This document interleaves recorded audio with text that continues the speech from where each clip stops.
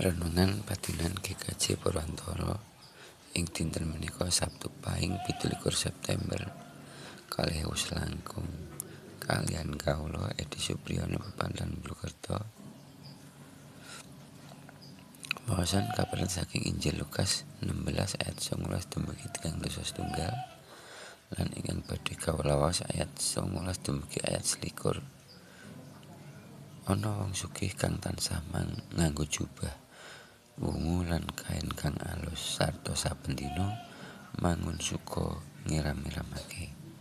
Lan ana wong ngemis jenenge Lazarus, awake sakujur budiken nglungsar ana ing sacedhake regoling omahe wong sugih mau, sarta banget kepengin ngilangake luwih kalawan gugurkan saka ing mejane wong sugih iku, nanging malah diparani asu-asu sing padha ndilati gudike. Mekaten surasipun rahayu kagem tiyang ingkang mirengaken lan midhangetaken pangandikanipun Gusti. Haleluya. Amin.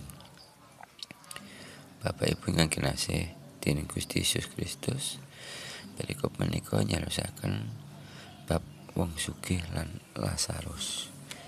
Inggih menika wonten perumpamaan ka Gusti Yesus wonten kalih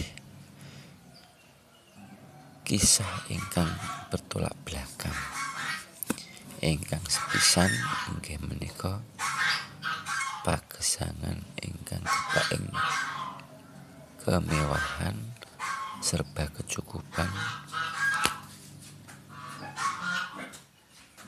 ananging tanpa ngatosaken wonten ing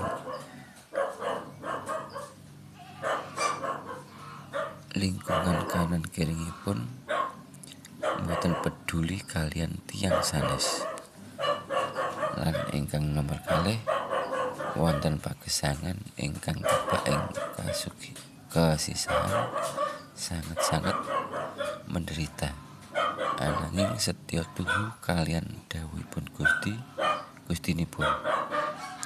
Kisah menika ngutamakaken kepedulian, ngatosaken kehidupan wonten ing lingkungan kanan kiring ingkang betahaken santunan uluran tangan saking tiyang sanes. Kasugihan bondo donya ing alam donya menika mboten jaminan saged dados jembatan surgawi. Lan kosok wangsulipun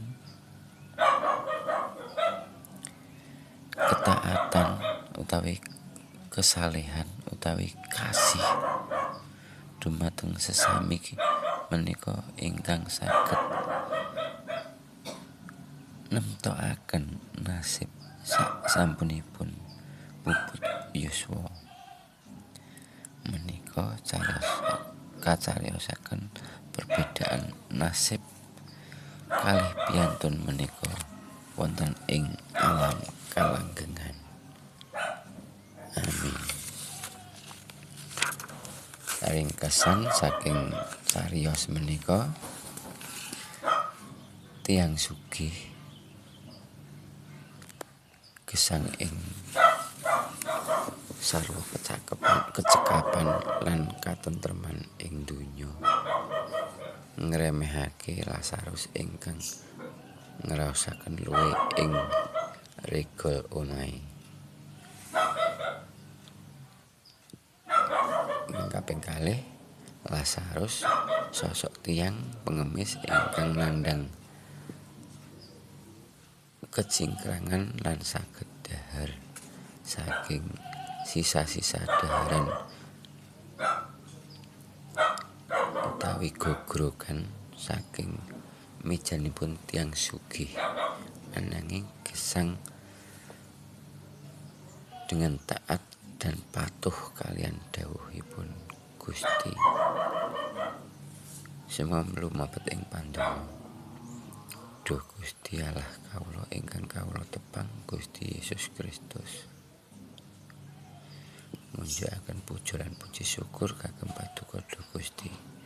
Awit sedaya pakaryan Paduka kagem kawula sedaya berkah lan pitulungan paduka